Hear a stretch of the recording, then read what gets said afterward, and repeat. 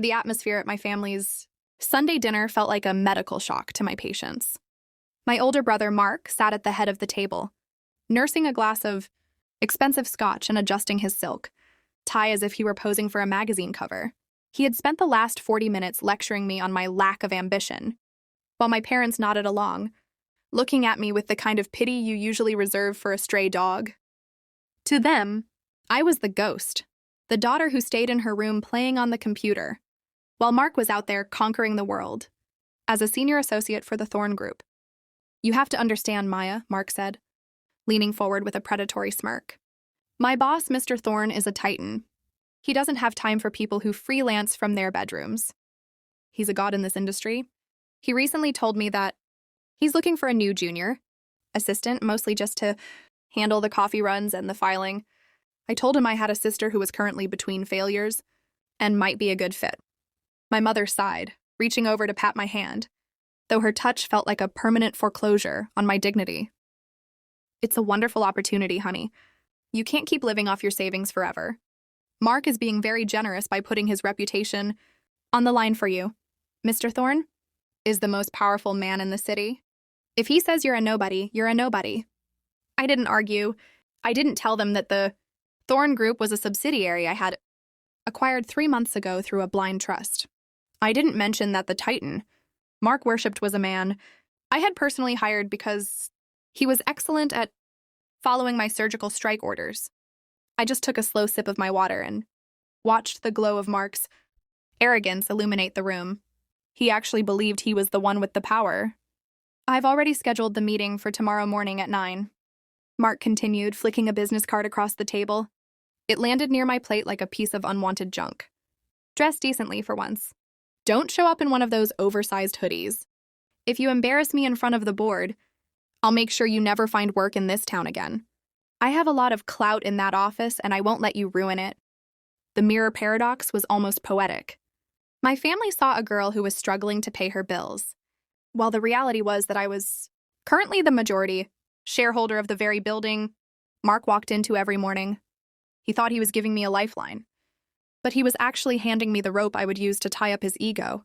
"I'll be there, Mark," I said softly, my voice devoid of the social mask of frustration they expected. I wouldn't miss this meeting for the world. My father grunted, finally looking up from his steak. "Good. It's time you saw how a real business operates. Mark's boss is a man of action. Maybe some of that powerful boss energy will finally rub off on you. You've been a shadow for far too long. Maya, it's time you stepped into the light, even if it's just to hold the door for someone important." As they laughed and toasted to Mark's bright future, my phone vibrated in my pocket. It was a message from Mr. Thorne himself. "The audit on the associate accounts is complete. We found the discrepancies in Mark's expense reports. Shall we proceed with the morning meeting?" I didn't reply immediately. I looked at Mark, who was currently bragging about the luxury watch he'd bought with his last bonus. A bonus I knew he had falsified through the ghost ledger I'd been tracking for weeks. He thought he was inviting me to watch his triumph, but he was actually inviting the janitor to come and sweep him out of the building. "See you tomorrow at 9, little sister," Mark said, winking at me with a condescending glow. "Try not to look too terrified when you see the view from the top floor. It's a long way down for people like you." I just smiled. The status flip was only 12 hours away. They had spent years ridiculing the shadow, but they were about to find out that when the shadow moves, the entire building shifts with it. The mirror paradox of my life began during my sophomore year of college, the year my parents decided that my passion for coding and algorithmic architecture was a waste of a perfectly good social life, while Mark was being celebrated for his mediocre grades in business school because he shook the right hands. I was tucked away in the corner of the campus library, building the foundation of what would eventually become Nova Systems. To my family, I was just a girl who couldn't hold a conversation at a cocktail party. To the digital world, I was Architect X, an anonymous entity who was quietly rewriting the rules of venture capital and high-frequency trading. I leaned into the social mask they created for me. If they wanted to believe I was a failed freelancer living on ramen and hope, I let them. It gave me the ultimate surgical strike advantage, total invisibility. While Mark was busy posting photos of his VIP lifestyle on social media, I was using a network of shell companies and blind trust to acquire the very firms he dreamed of working for. I didn't want the fame. I wanted the glow of absolute control. I realized early on that the person who owns the building doesn't need their name on the door. They just need the keys to the server room. The Thorne Group, where Mark currently worked as a senior associate, was my most strategic acquisition to date. I hadn't bought it because it was profitable. I bought it because I knew it was the throne my brother used to look down on the rest of the world. It took me 18 months of patient, quiet maneuvers to execute this status. Flip. I funneled capital through a secondary holding firm, slowly buying out the disgruntled partners who were tired of the medical shock of the previous CEO's mismanagement. By the time the paperwork was finalized, I owned 65% of the company without ever stepping foot in the lobby. I hired Julian Thorne to be the face of the company. He was a brilliant operative, but more importantly, he understood the value of a ghost owner. He took the meetings, he gave the speeches, and he absorbed the glow of the public eye while I sat in my meaningless bedroom directing the company's entire trajectory via encrypted messages. To Julian, I was the boss. To my family, I was the daughter who was too shy to even interview for a receptionist position at a local dental office. The contrast was a constant source of resolution for me, a reminder that power isn't about who speaks the loudest, but about who owns the microphone. However, the janitor side of me couldn't ignore the rot I found once I gained access to the Thorne Group's internal servers. As I began to run a deep dive audit on the associate accounts, I found a ghost ledger of my brother's making. Mark wasn't just arrogant. He was a liability. He had been using his powerful boss's name to intimidate vendors, padding his expense, accounts with client dinners that were actually just nights out with his, equally shallow friends. He thought he was untouchable because he was a titan in the making. He didn't realize that every time he swiped that corporate card, he was sending a direct notification to my phone. The most frustrating part was the social mask my parents wore. They didn't just support Mark. They weaponized his success against me. Every holiday was a permanent foreclosure on my self-worth.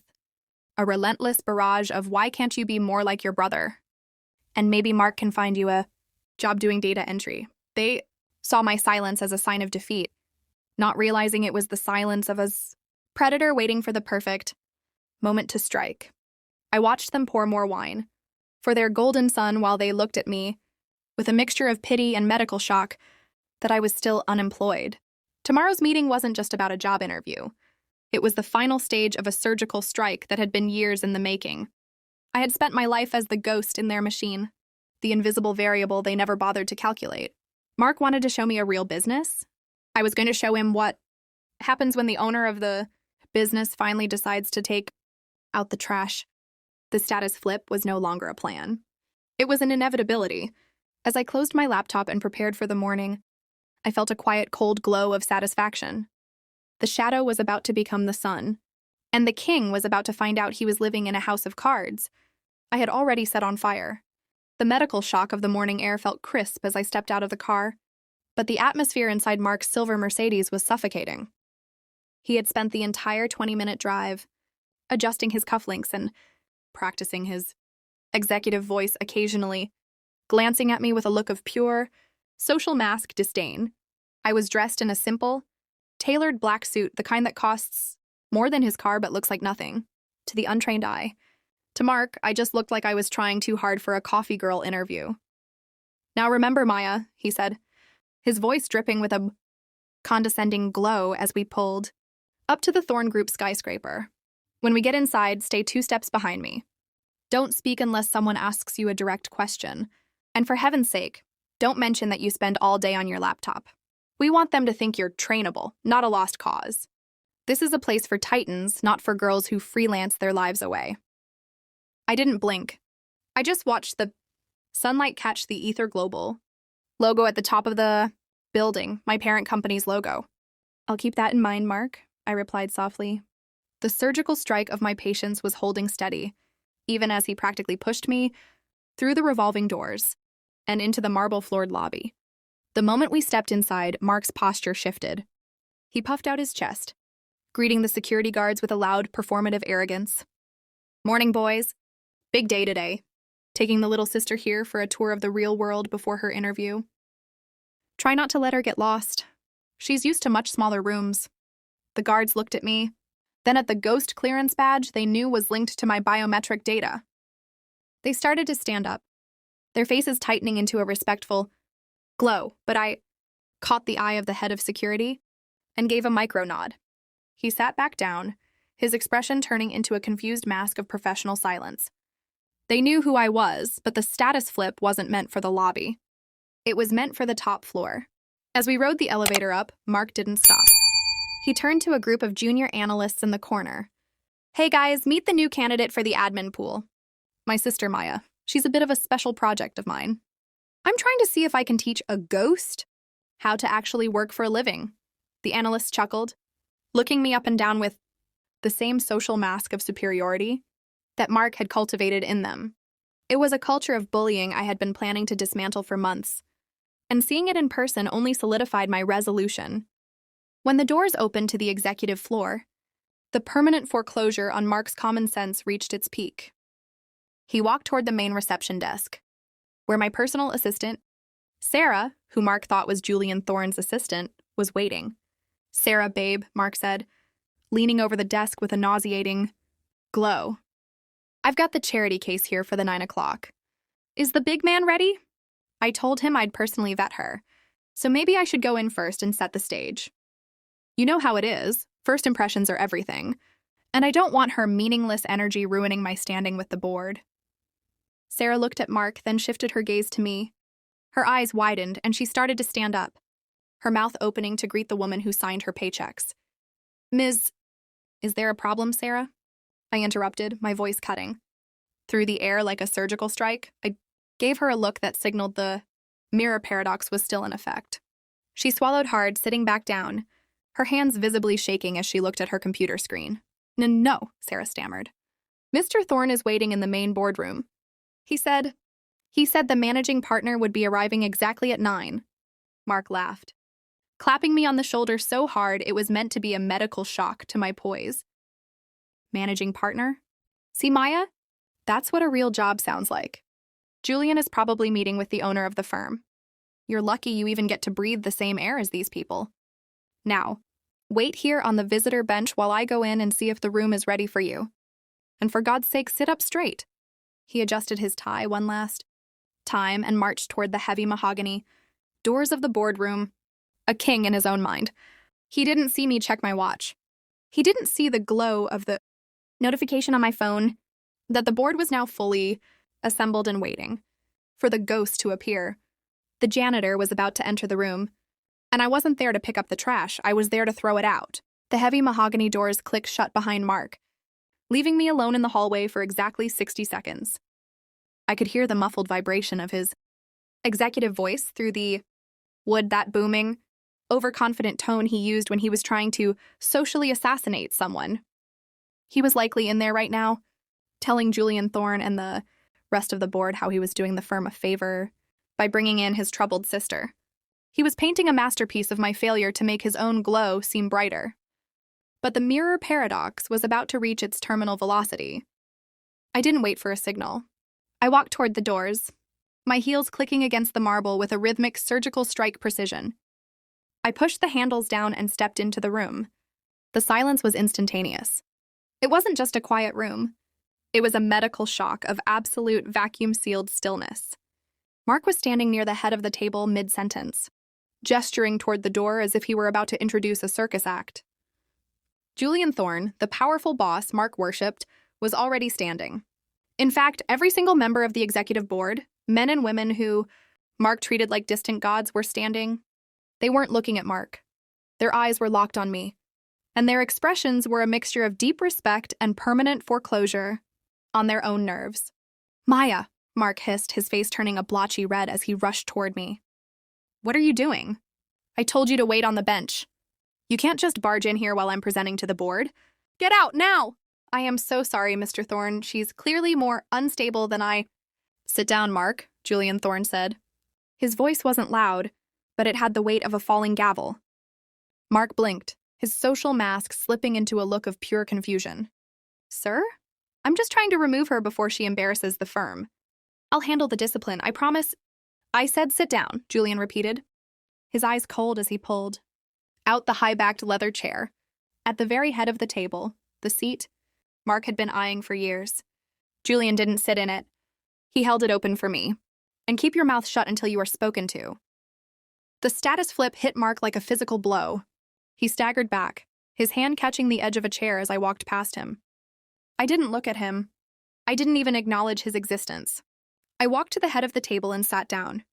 The glow of the overhead lights caught the Ether Global signet, ring on my finger, the symbol of the parent company that owned every desk, every computer, and every career in this room. Good morning, everyone, I said, my voice calm and resonant, carrying the authority of a woman who had built an empire in the dark. I apologize for the delay. I was busy observing the lobby culture of this office. Julian, thank you for holding the room.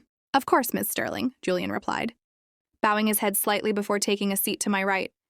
The board is ready for the quarterly audit results. Mark's medical shock was so intense he looked like he might actually faint. He was staring at me, his mouth hanging open, his powerful boss posturing completely extinguished. Ms. Sterling? He whispered, the name sounding like a curse in his throat. Maya? What is this? Who are you? I finally turned my head and met his gaze. The janitor was gone. The ghost had vanished. There was only the surgical strike of the truth. I'm the woman who bought this firm 3 months ago, Mark, and I'm the woman who spent the last hour listening to you tell everyone how meaningless I am. I leaned forward, resting my chin on my laced fingers. But we aren't here to talk about my meaningless life. We're here to talk about the $40,000 in client dinners you billed to the company last month. Shall we begin?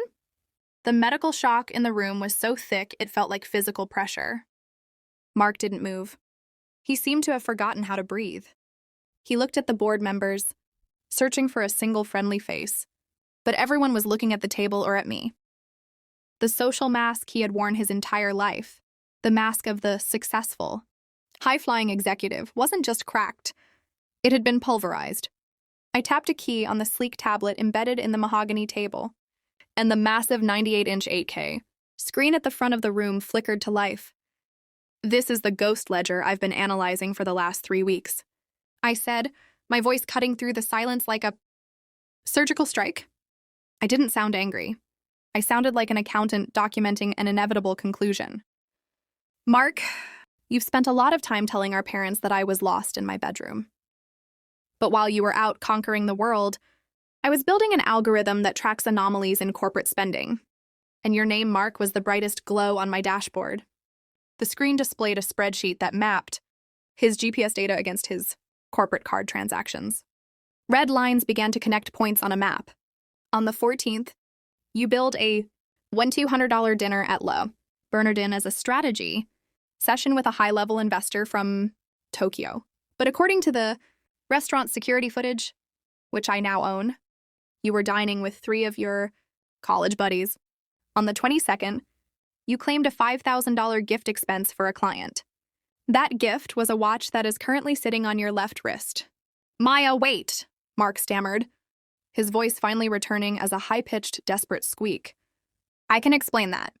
It was an incentive. I was building rapport. You don't understand how high-level business works. You can't just look at numbers and... I don't just look at numbers. Mark, I own the numbers, I interrupted, my resolution hardening. Julian, show him the secondary file. Julian Thorne slid a thin silver folder across the table. Mark opened it with trembling fingers. Inside were high-resolution photos of the ghost ledger he had kept on his private cloud, a set of notes detailing how he planned to funnel marketing fees into a shell company he'd set up in the Caymans. He had been so sure I was a nobody that he never considered I might be the one person capable of bypassing his amateur encryption. The permanent foreclosure on his arrogance was now complete. The board members, who had been handpicked by me for their integrity, looked at Mark with a mixture of disgust and cold professional distance. They weren't his gods anymore. They were his jury. The Thorne Group does not tolerate fraud. And Ether Global does not tolerate parasites, I said, standing up. The status flip was now absolute. I was no longer his sister. I was his judge. Mark Sterling, you are hereby terminated for cause, effective immediately. Your access to all company systems was revoked the moment you walked into this room. Your personal bank accounts, which were co-signed by the firm as part of your executive package, have been frozen pending a full forensic audit. You can't do this, Mark roared, his desperation turning into a futile, ugly rage. I'm your brother. Mom and Dad will never forgive you for this. You're destroying the family. No, Mark, I said, looking him directly in the eye with a glow of absolute clarity. You destroyed the family when you decided that your ego was more important than the truth. I'm just the janitor finally taking out the trash. Security is waiting outside to escort you to the curb. Don't bother going to your office. Your things have already been boxed and sent to Mom's house. I'm sure she'll have a meaningless hoodie you can wear while you look for a new job. As two stone-faced security guards entered and took him by the arms, the powerful boss crumbled. He didn't leave like a titan. He left like a child, being dragged away from a game he had cheated at and lost. The room fell silent again, but this time the silence was clean. The surgical strike was over. The final resolution did not happen in the boardroom, but in the quiet suburban living room where my status flip began. 2 hours after Mark was escorted from the building, I pulled up to my parents' house. I wasn't in the back of a taxi this time. I was in the passenger seat of a black sedan, with a security detail waiting at the curb. I walked inside to find the medical shock had already arrived. Mark was slumped on the sofa, his silk tie undone, sobbing into his hands while my parents hovered over him, looking as though their world had been hit by a surgical strike. Maya! My mother cried, her face a mask of horror. Mark says there was a mistake. He says you set him up, that you used some hacker tricks to steal his job. How could you be so cruel to your own brother? I didn't raise my voice. I didn't need to. I simply placed a tablet on the coffee table and hit play. The glow of the screen filled the room, showing the footage of the boardroom, the moment Julian Thorne bowed to me, and the moment the evidence of Mark's $40,000 theft was laid bare. I watched my father's face as he realized the powerful boss Mark had bragged about was actually my subordinate. The social mask they had forced on me for decades fell away in the silence that followed. I didn't steal his job, I said, my voice cold and steady.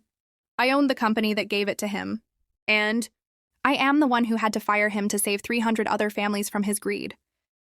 You spent years telling me I was a ghost, a nobody. But while you were worshipping a thief, the nobody was building an empire. The permanent foreclosure on their arrogance was final. My father looked at me not with pity, but with a terrifying new respect, a respect born of fear. I realized then that I didn't need their validation. The janitor had finished the job, and the house was finally clean. I walked back to my car, leaving the fools to their silence. As we drove away, I looked at the city skyline, where the Ether Global sign burned bright. The shadow was gone. I was finally standing in my own light,